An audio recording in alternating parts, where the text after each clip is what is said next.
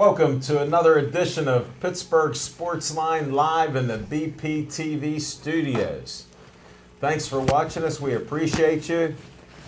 I know you come in out of the rain. It hit me with some rain before I left the house and got Olive Oil's Pizzeria. So 412-831-1900. Great pizza, Hillcrest Shopping Center. Check it out.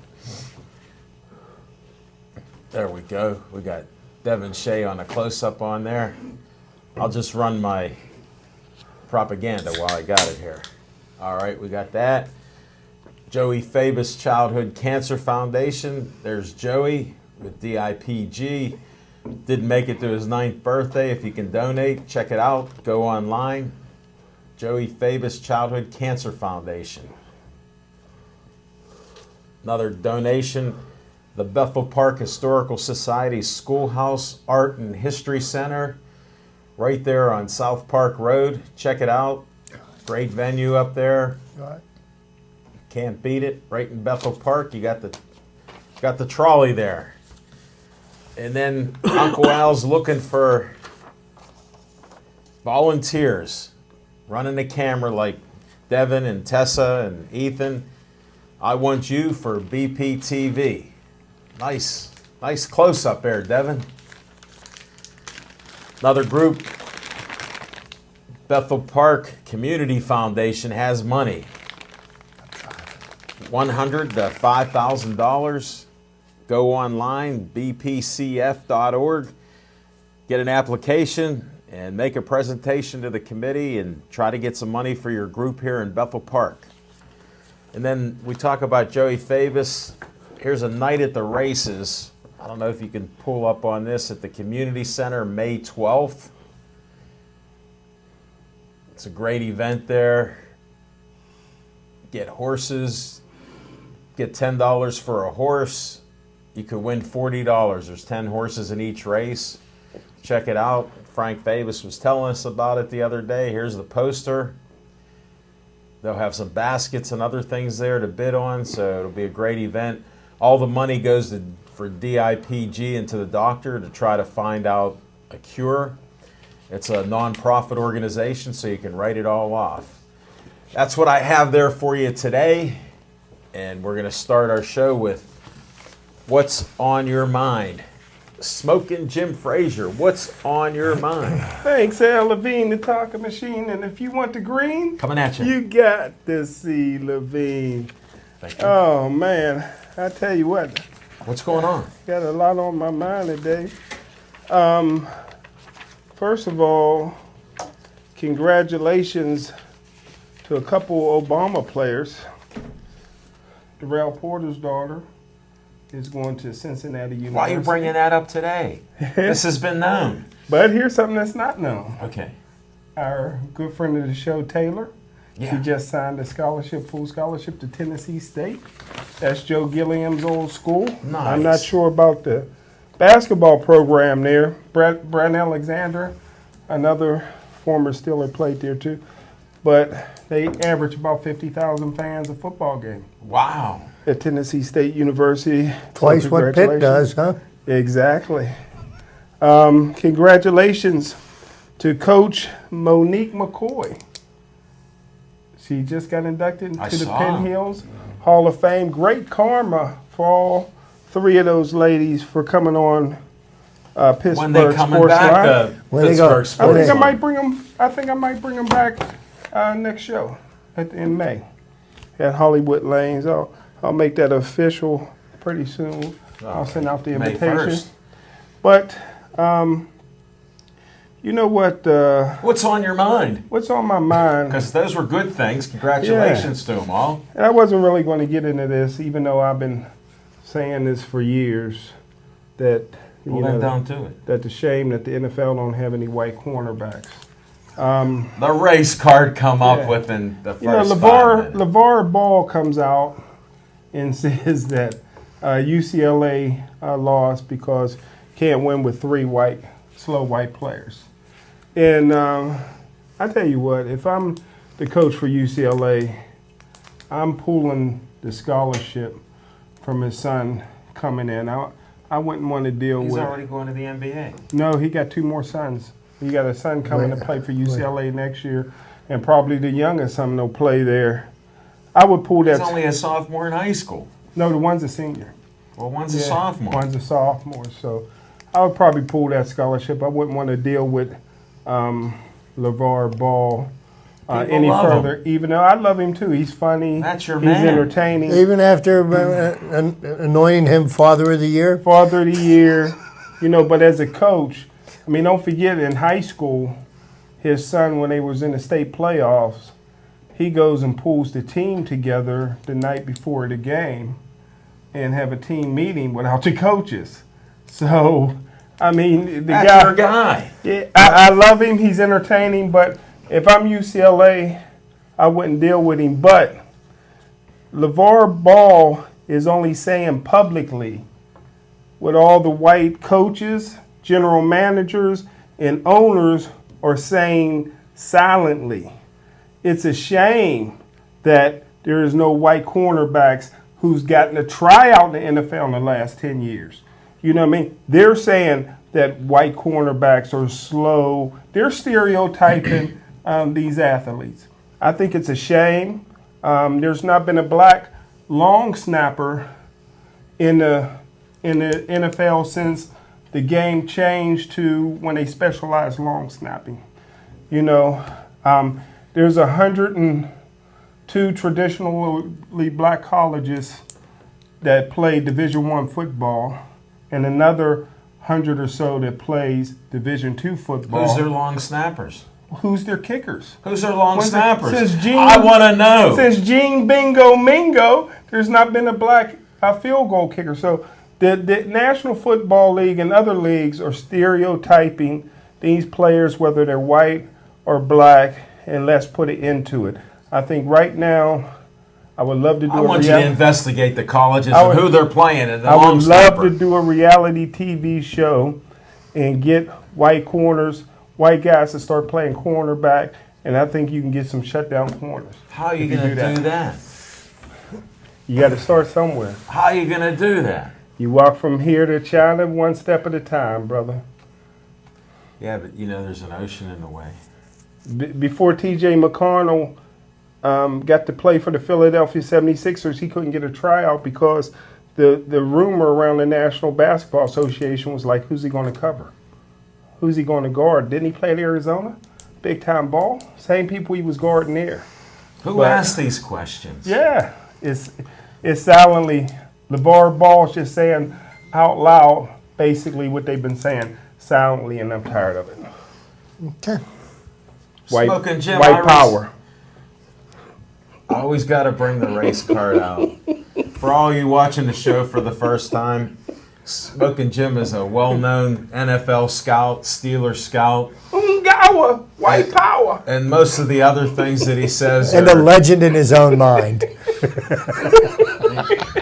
You never cease to amaze me, Smoking Jim. Let's move forward on this. White or black, please keep watching the show. Don't change that dial yet. Here come a cornerback now. Why, who come in? Devin Shee. All right. Chip Hainer, what's on your mind? Well, thank you, Alan, and good to have Jim back to my left. Good to have Alan here on my right. Growing the air. And, I do say that, Jim does make a good point there. Thank you. However, the day I'm going to listen to anything LeVar Ball has to say might be the day after his son shows up in an elimination game. Okay? $100 million? Please. Take your team to the next round. But what's on my mind, and since Jim brought up the NFL, why not just jump on? Hypocrisy is alive and well in the NFL, don't you think? Roger Goodell announces yesterday that, among others, James Harrison could be subject to fines. No, he won't be suspended because they participated in an arm wrestling contest for charity at a casino in Las Vegas. Now, this is the same Roger Goodell and 31 of the 32 owners of NFL franchises that voted to have the the Oakland Raiders become the Las Vegas Raiders. Okay, but yet you're going to fine players for a charitable event that was held in a casino because it just drips of impropriety. I think it drips of hypocrisy. I think Roger Goodell, well, you know what my feelings are about Roger Goodell. He's just making himself look like a bigger clown than he's already done so far. But that's going to be it. That's what's on my mind for this week. Wow, that's great. And I want to thank everybody for watching us on Verizon 32 everywhere in the greater Pittsburgh area. Comcast 7 only in Bethel Park. And Facebook, we're still hanging over the 6,400 mark or so, whatever that number fluctuates between 3 or 4. So we appreciate all the likes and you watching our shows. And this What's on Your Mind's our opinions, so I'm glad we could get it all out of there. And a little sidebar on the NFL. If it's their charity, everything is A-OK. That's how simple it is. So this wasn't their charity. It's not okay. Charity is charity, you know. No, the NFL it's benefiting somebody. It just wasn't benefiting the NFL. They're a billion-dollar corporation. It's multi-billion. They're granted this privilege by Congress, so they take advantage of it, like most business people. So what's going to happen when the players for the Las Vegas Raiders, you know, walk through a casino and happen to stop by the sports book on the way? We shall see. That will never happen, Chip. Mm-hmm. They'll have video. Oh, they have video on everything at the casinos, but that will never happen in the NFL's eyes. The eye in the sky sees all. Well, it happens right now. They're out there doing it now and betting the games. Who's kidding? You got a gambler right next to you. No. Except when you listen to them, you should do the opposite. Tell me it's not so, Jim. Tell me it's not so. All right, well, that isn't what's on my mind. What's on my mind is I'm watching the Buccos, you know, since it's baseball season. I like watching the Pirate game. They lose the first 2, they win the next 3, and I watch them lose the game yesterday there. Another young pitcher, Glasnow, just didn't have it. It was a terrible performance. He couldn't get the ball over the plate, gave up 5 runs, 5 walks. Searage tried his best to pump him up. Same with Clint Hurdle, come out, did something he never does, waved off the other players and said, I'm just going to talk to Glasnow. And he did. And it still didn't work. He just had a bad day. Like Smoking Jim coming in when he says he's going to leave early, and he comes in 1 minute before the show starts. You just can't change. A leopard doesn't change its spots. He just talks about them differently. But that's what happens. Just like he missed the show last week because everybody in Pittsburgh knew that the Liberty Bridge had a terrible accident that shut it down, except for Smoking Jim, because he was busy looking for white cornerbacks and black long snappers and the curse of the Pittsburgh Steelers that was caused by Art Rooney Sr. Hey, you know what? He told me after the show last week he should have made a left turn at Albuquerque. and this is just to show you that we have a sports show. I want to give a shout out to a longtime friend of mine, Chief's dad, Jimmy Mack Sr., now has Verizon. Chief said he'd be watching, so Jimmy Mack. His name's Jimmy McElroy Sr. All right. Thanks for watching our show. Hope we can provide some entertainment. Smoking Jim has already been entertaining. I tried to just jump on his back about the race card because that's what he does, even though he denies it. Speaking about the race card, Jimmy Johnson won the race last week. Race card. Oh, I thought we were talking race car. Number 48 No. took home the win last week. There's still a debate whether that's a sport or not. Left turns, that's athletic. And they are. I agreed years ago, my brother-in-law and sister-in-law would go to the races, follow them around. It's a sport because look at the 4 and 5 Gs they got to take around those bends. and be in shape. So, Well, I guess it must be a sport. People go and watch it and drink, so it must be a sport. well, then here's what's unusual. Then the drivers, 105 pounds, 110 pounds, come over and beat each other up. So, if you're fighting, look at hockey. Oh, I thought Smoking that- Jim loves the hockey because they still fight. Yeah. I thought that was the halftime entertainment. That was the after the race entertainment. That's what we cover with sports. We're going to go to a commercial now, and we'll be back with Fiction and Fact from Smoking Jim's Almanac. Chief, go get your dessert.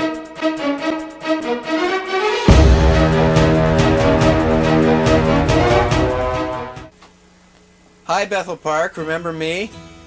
My name is Jason Planitzer. I was the host of a little show here. You may have seen it. It was called The Jason Planitzer Show.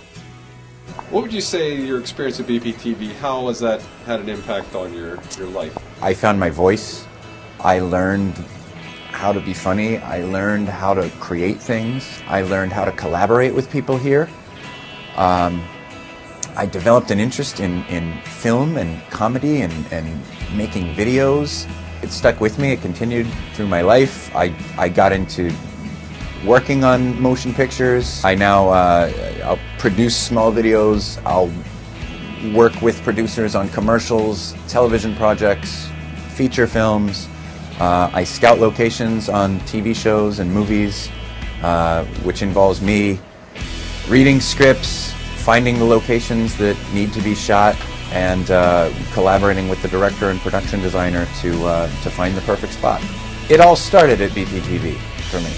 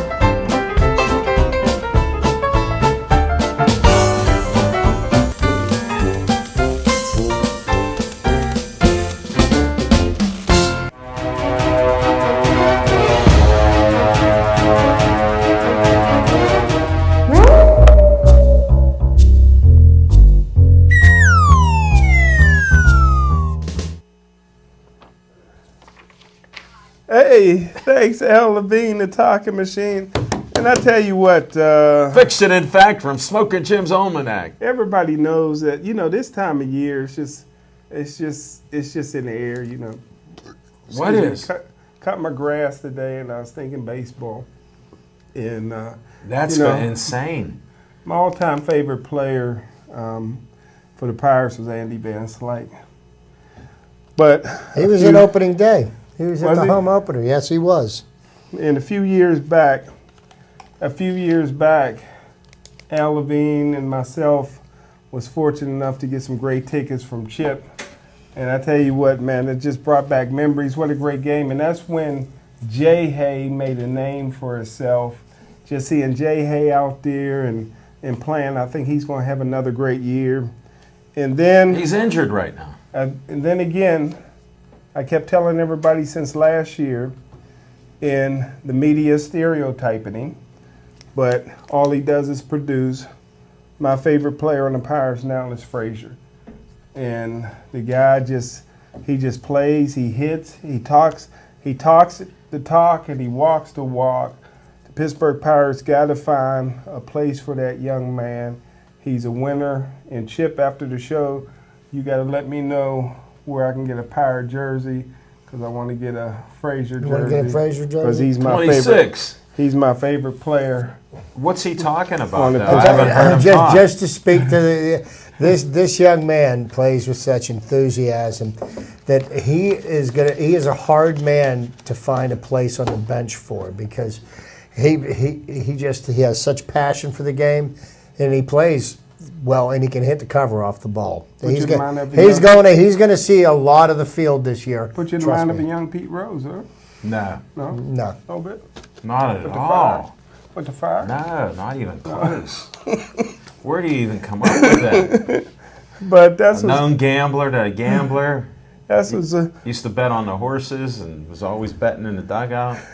that's my fiction and fact from Smoking Jim's Almanac. Really enjoyed that game Adam 3 Pritchard. years ago and seeing Jay Hay do his thing. Yeah, we were watching Bryce Harper that night, the Washington I Nationals. didn't realize that. I love See that. Guy. that? He went 4. I think he had 4 hits the other night ago, right? He's Best player in the game. no, arguably. Yeah. Thanks, Smoking Jim. We appreciate it. Now let's go to Chip.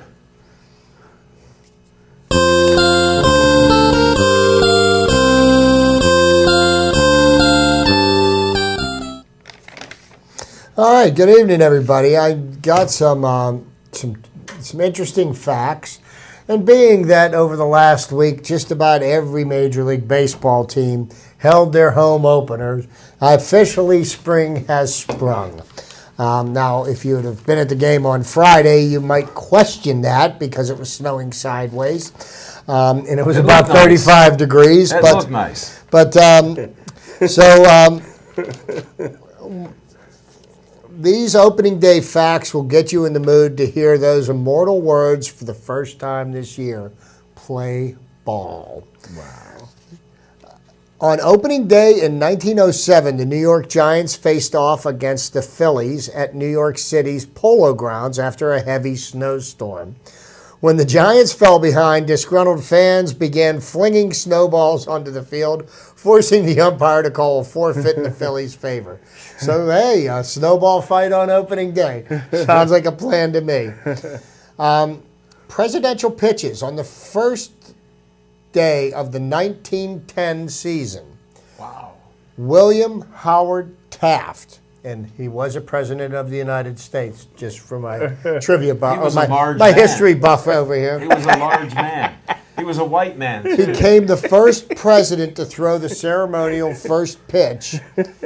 Since then, every president besides Jimmy Carter has thrown at least one ceremonial first ball for opening day, the All-Star Game or the World Series. So Would Jimmy Carter throw a peanut? I don't know what Jimmy Carter did, and I don't know why. Okay, Brooklyn's Washington Park was the scene of an opening day riot on April the 11th, 1912. With the Brooklyn Dodgers down 18-3 to their rival, the New York Giants, fans stormed the field and delayed the game, which was eventually called on account of darkness in the 6th inning. Wow.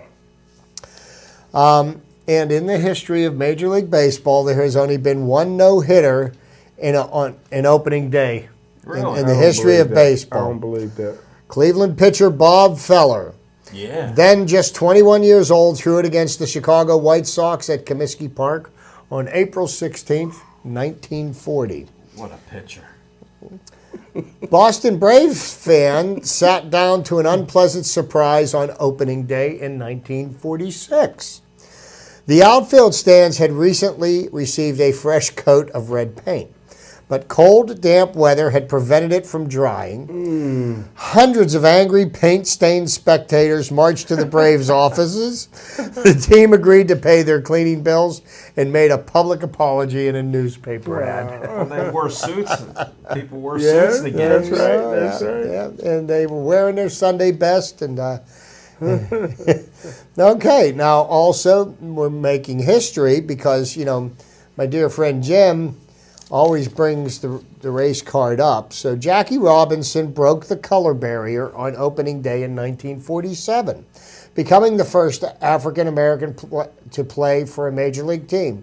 The 28-year-old made his debut at Ebbets Field, playing first base for the Brooklyn Dodgers. Harry Truman was the only president to throw out left-handed and right-handed first pitches on opening day. What talent. He showcased his ambidextrous talents on April 18th, 1950. Wow. I didn't know that. Okay, now this How could you? this You're an is NFL who I scout. feel is the true home run champion of baseball. I know Barry my Bonds? friend Jim disagrees with me, and we have agreed to disagree on this point. Hank Aaron of the Atlanta Braves hit his 714th home run on opening day in 1974, tying Babe Ruth for the most career home runs.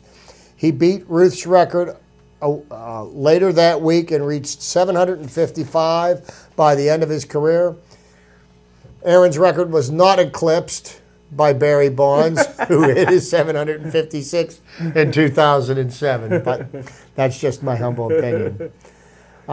Opening streak on opening day in 1974, and this is for all you children of the 70s, if you remember this.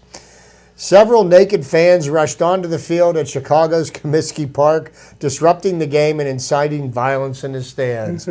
Back when streaking was popular, and you didn't end up pegged as a sexual predator or anything like that, but You just ran free. You're letting it all fly. Famous firsts: Hall of Famer Frank Robinson and Ken Griffey Jr. share the record for most career home runs on the first day of the season, with 8 opening day home runs each. Wow. Both of them in the Hall of Fame. And the star starter of opening days in the history of baseball, Hall of Famer Tom Seaver, has started the most opening day games in history, 11 for the Mets, 3 for the Reds, and 2 for the White Sox, to break Christy Matheson's all-time record of 15. Wow. Tom Seaver with 16 is the star starter for opening day. So just a little opening day trivia. A long baseball season ahead of us. Very good. Enjoy Chip. the ride. Oh, I'm enjoying it. I like that history. Harry Truman being ambidextrous, throwing left-handed, right-handed. Bullet bomb feller. He's also the only president, I get people in trivia on this, who didn't go to college. I didn't know that. Wow. Yeah. Good to know. Little, I didn't know that as well, Alan. little trivia. Smart man. I got plenty of smart people on that, but he didn't go to guy. college. I didn't know that. But he could play some poker. Could he really? Yeah. The buck stops here. He got it from a poker game. Really? Yeah, definitely. He was a good poker player. And now we'll go to my time here.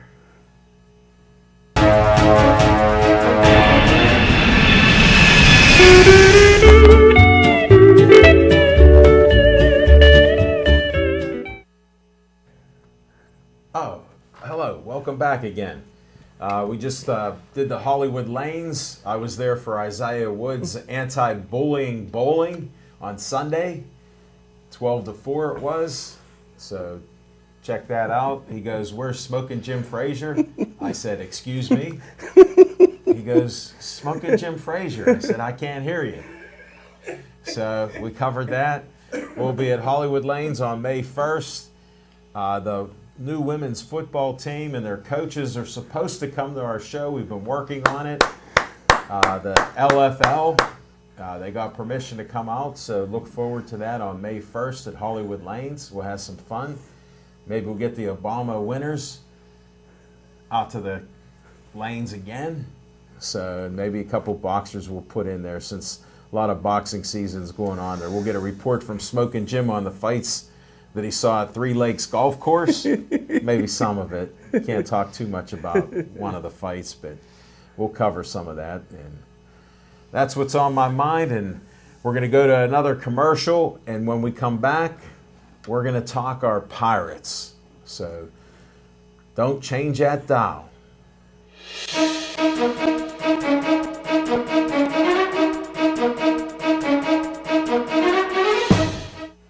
I've shown an interest in making home movies. Me and some buddies would just grab a camera and you just start making these videos, and then you realize at some point that this isn't just a hobby anymore. It's something that you actually want to pursue, and there's this great facility right down the road, BPTV. A lot of people will try to do these productions on their own, and one of the things they don't have is the equipment, you know, but right here is everything that you need in one nice little bundle. There's lights, cameras, reflectors, dollies, all kinds of little knickknacks, like anything that you'd want to use, that you would need for a production, you have it right here. Like, it's all right here. You can make your own feature movie just with the stuff from this studio.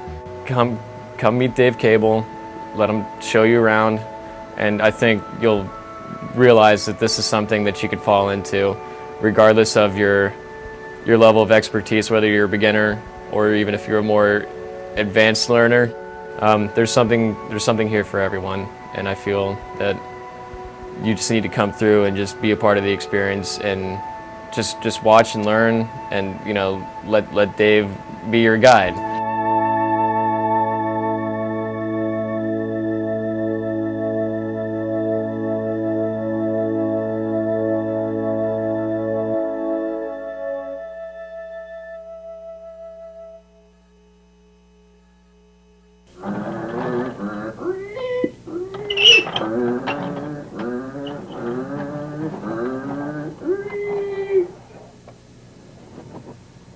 BPTV.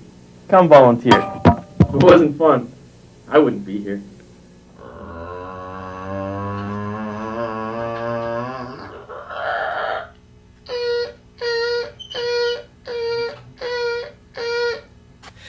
BPTV. Come on in, make a show. It's still fun after all these years.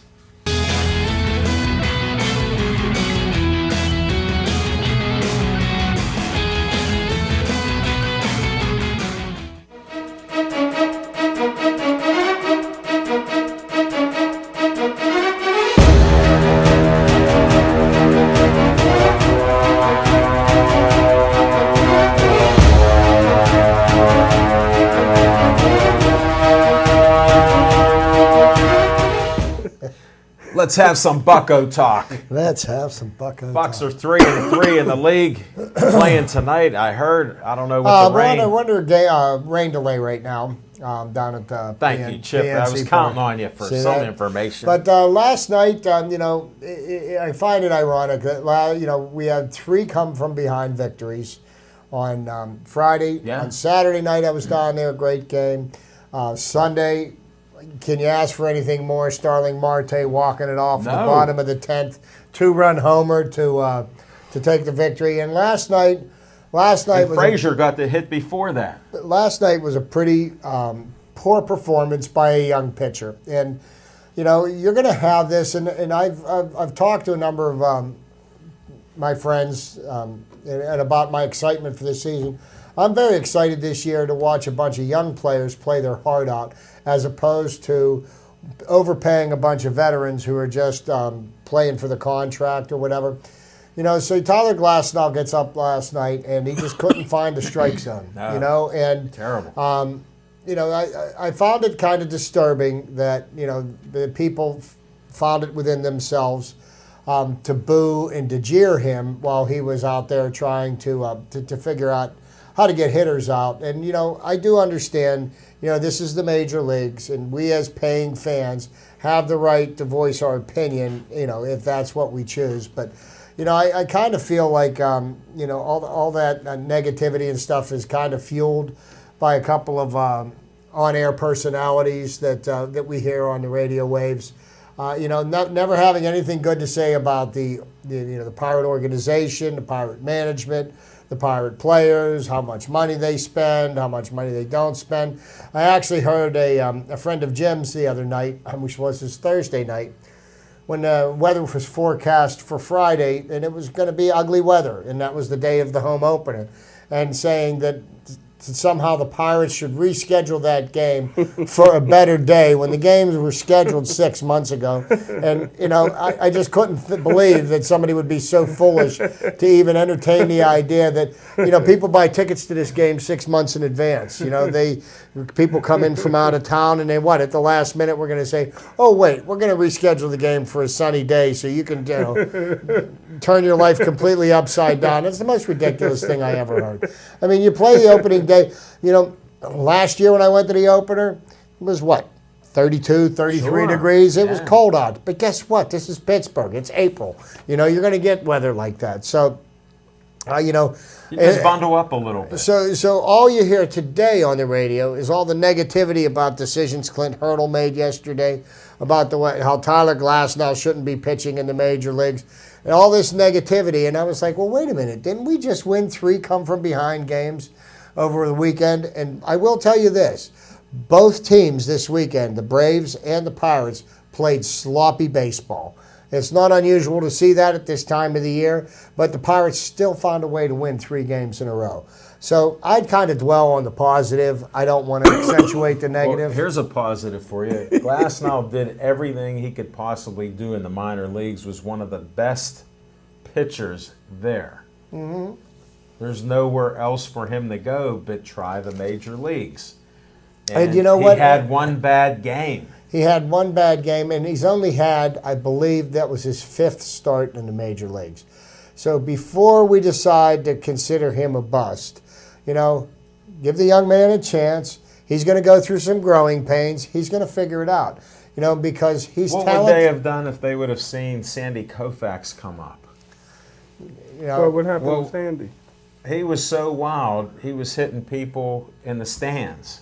Wow. Another pitcher who happened to make it into the Hall of Just Fame. a little fiction. Nolan Ryan.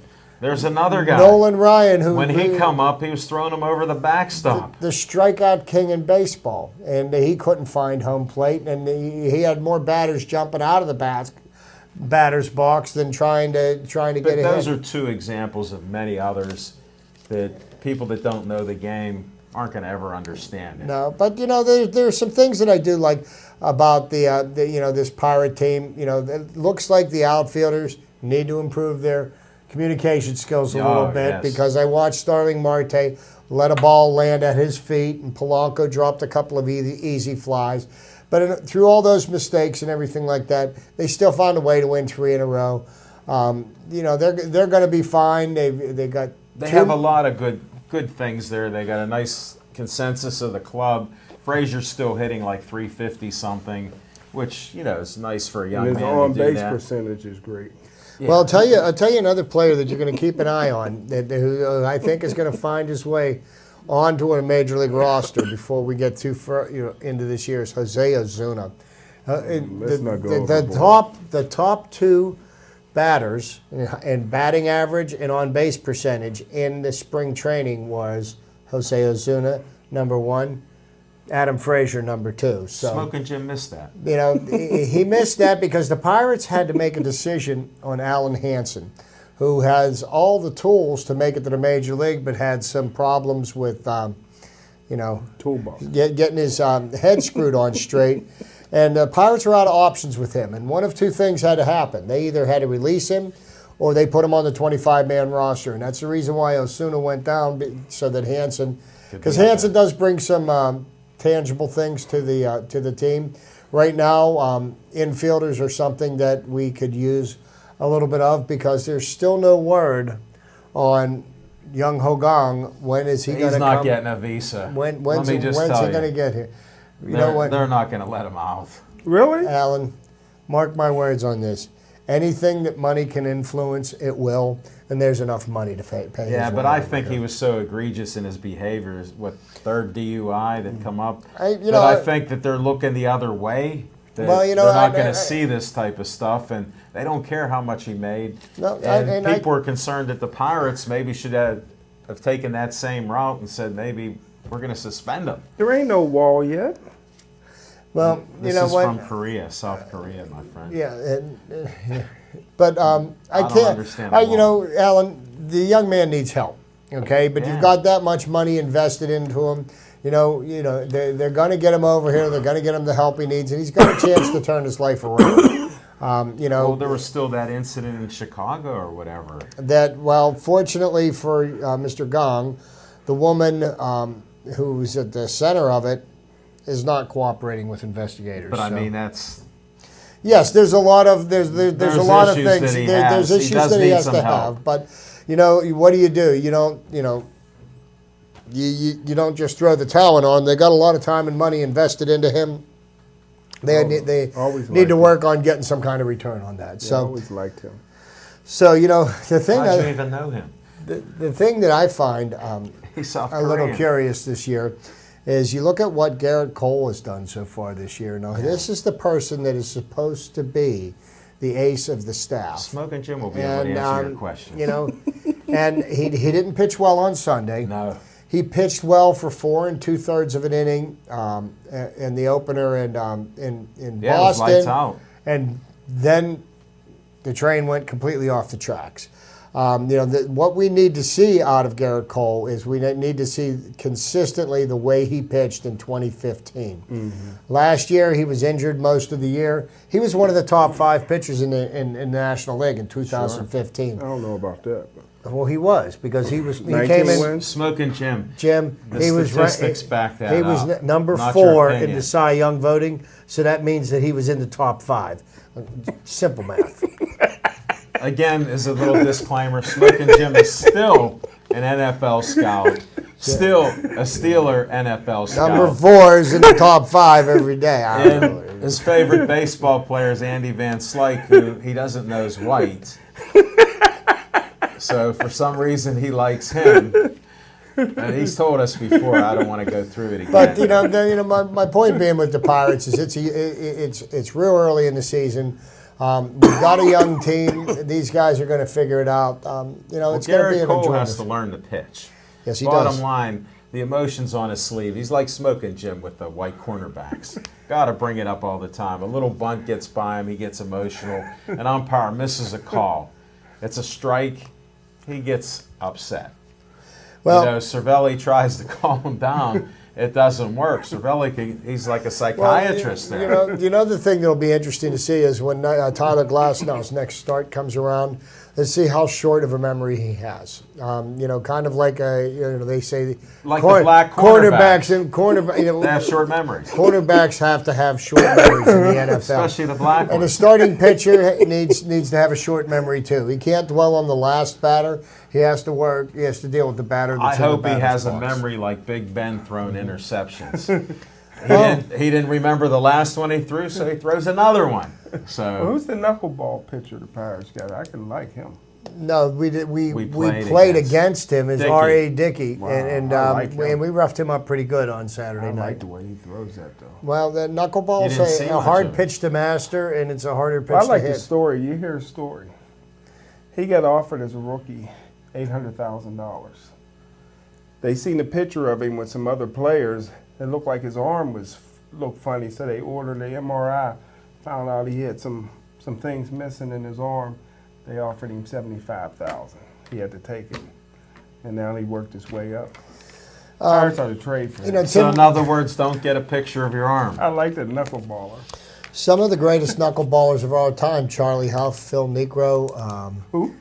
Tim Wakefield, who played for the Pirates at one time. Yeah, you should have seen him. And went to Boston. But the knuckleball is a very tough pitch to master. And the thing that makes it so hard is that basically when you're throwing a pitch, the ball's spinning. Whether you're throwing a fastball, 2-seam, 4-seam, curveball, slider. You name it. Fork ball, whatever it is you're throwing, it's got a degree of spin on it. When you throw the knuckleball the way it's designed to be thrown, there is no spin on the ball, and basically the ball just kind of floats in there. And so when you think you know where it's going to be and you swing, it's not there. So I was looking at the pitches he was throwing on Saturday night. He was throwing pitches 67 miles an hour, 71 miles an hour, 73 miles an hour. That Little Leaguer's throwing that hard. But I mean, generally, people don't hit them so well. So, well, it's an area. You got to swing in that area. Hopefully, you connect. So it's a tough situation. It's tough on the catchers too. Oh yeah, the catchers usually have an oversized mitt to catch for a knuckleball. It's hard to handle it if you don't know where it's going to break at the last second at the plate. You're a hitter, you miss it. You're a catcher, you miss it. But we got 2 more against the Reds. The weatherman said that they should get tonight's game in. We shall see. We got a game tomorrow. Then we fly to Boston to finish the 3-game series that we started last week. Right. And then from Boston, we go to Chicago, and then I believe to St. Louis. Nice. So we've got some interesting divisional games coming up. And you know what? If the Pirates come out of these next few games at 500, I would consider that a huge win. Well, that ain't happening, but give me your season win total. 90. Okay. A lot of people saying 81. 87. 87. 78. Okay. You announced that before because you're optimistic. You know that's below 500. 81's the 500 mark. Just so you know. So it'll be 2 losing years in a row. But now, we're talking about baseball. We know where you stand. But we did have to have one drama queen try to steal the thunder from the Pirates on opening day. And number 7 decided to, upstand the Pirates by announcing that he would be back. by telling everybody that he would be back for his 14th season. I didn't realize that was opening day. Yeah. Well, here's what he was weighing. Do I pay the Steelers almost $19 million? Or do I let them pay do me? I just come up and let them pay me? Yeah, let me pay me $19 million. That was his decision. No, I bet you his wife made the decision for him. 3 kids at home. You're going in. Yeah, you're going. Yeah, we're not. I'm not writing any checks. She said. Well, he's been working out the last 2 months in San Diego. So what? Yeah. He worked out last year to come in shape. He lost that roly-poliness. I swear, I don't know who's a bigger diva, Antonio Brown or our illustrious quarterback. $18 million a year, Antonio Brown. Mm-hmm. I guess we're getting a little Steeler talk in here. Steeler drafts coming up. Yeah, any Jim. words, Smoking Jim? What do you think, Jim? We got, we've got all kinds of pressing needs, which kind of tells me that that's why we're going to take a quarterback in the first round. Well, I'm going to do a lot on the draft next week. Steelers gave me a call Monday to invite me to help them with the draft. When is the draft? This year. It's 27th, 28th, and 29th. So I'm going to go tomorrow, take a look at their draft board. Oh, that's the 3 days a year you work. Yeah. Okay. Just so checking. I'm going to take a peek at the Your draft fans like board. to know that, so I just figured I'd emphasize it. But, my wish list going in, but he got real hot, was Malik Hooker from Ohio State. Mm-hmm. Steelers haven't had a true free safety. Since Troy left, right? Well, Troy was a strong safety. They haven't had a true free safety since Mike Wagner, really. Darren Perry Wasn't he was a white guy? Yeah, Darren Perry used to play back in center field and got some interceptions, but he wasn't hitting nobody. Mike Wagner did it all. Intercept, hit. What a good player. Made the calls back there. Malik Hooker would have gave you a lot of interceptions in the free safety position. So now I have my eyes set on Peppers from Michigan. Mm-hmm. This is a guy 6'1", 210 pounds. What I see him is a combination between Troy Polamalu and Cornell Lake. Okay. This is a guy that can come in immediately. He's not going to start for you your first year, but he'll come in immediately and be your kickoff returner, your punt returner, and play on all special teams. They've been trying to get AB out of that role for a while. Yeah, with what they got invested in him now, you don't need him being injured. You know, that's what I thought. On the kamikaze squad. Yeah, and what you do is, everybody knows last year my pick was Sean Davis. So now you move Sean Davis from strong safety in 2018 to free safety, and you get rid of Mike Mitchell, who should be at the end of his career then, and you put Peppers in as a starter in 2018. So in another year, this So, is still 2017. one of the biggest things that I believe that the Steelers need, and one of the reasons why Tom Brady was able to just pick apart their defense, I mean, do you see any impact pass rushers that the Steelers might be able to get their hands on? You know what? There's always pass rushers in every draft. Here's the problem that you have with the Pittsburgh Steelers is that they are all over the place. They're loving defensive linemen. This is the defensive lineman draft. You only get to bring in 30 players. They brought in like 4 quarterbacks for visits, which is wasted time.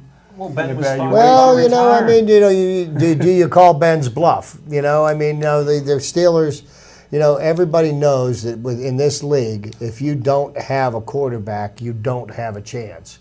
Once Ben's gone, Landry Jones is not definitely not the answer. So do you start grooming his heir apparent now. Landry Jones. Like you guys said, the problem with that is Ben is the biggest diva in football, if not for Antonio Brown. And Ben would veto. I mean, he would pout and be upset and wouldn't even work with the quarterback. They brought somebody in the first or second round. So that's what you're dealing with too. Here's a guy that's threatening to retire every year, but still don't want anybody to bring anybody in. It's almost like I'm mad with the NFL now because how in the heck can you go be from an above average quarterback to the number one broadcasting team in the NFL with Romo? How'd that happen? Because Phil Simms is the worst. But he still got any NFL broadcasting job is good. Start at the bottom. I don't want to see Romo on New Year's Day. Jim Nantz going to have to carry this guy. Maybe Jim Nantz got tired of carrying Phil Simms. But there's other more qualified people. Jim Romo? Or Tony Romo? Sound like a They place you get a said good that steak. 2 years ago at the Super Bowl, he met with the CBS people, and he did an audition for them. And apparently he impressed some people. Well, So I mean, I don't know, but I think I could do a better job than Phil Simms. I mean, Phil Simms was literally probably the worst I've heard. I mean, I would mute the TV when the Steelers games would be on CBS because he just is. He's just annoying. I mean, he and Chris Collinsworth kind of neck and neck. I love Chris Collinsworth. What did Howard Cosell call it? Jockocracy? Yeah. So you got all these guys going to school. Yeah. They pay their dues. Yeah. Now, when you get an opportunity to Well, look at Ryan Clark. What Ryan Clark did. He parlayed it into ESPN. Yeah. Now he's you pretty see good. him on ESPN. Yeah, he's pretty good, but still, like you Except said. about the dope talk. He didn't Yeah. bring any of the facts up. Yeah. So, that makes it tough, when a guy. But they tell me that Romo is mad with the Cowboys because his players didn't have his back. He thought the players should have went to the coaches and says, have an open competition with Romo. And Why Dak. would they? Yeah. Why would And, they? this is the way I look at Let me it. ask you Tony again. Romo, how many years was he in the league? 13, 14? Well, something like Couple that? good years with Jessica Simpson. Woo. Well, yeah, okay.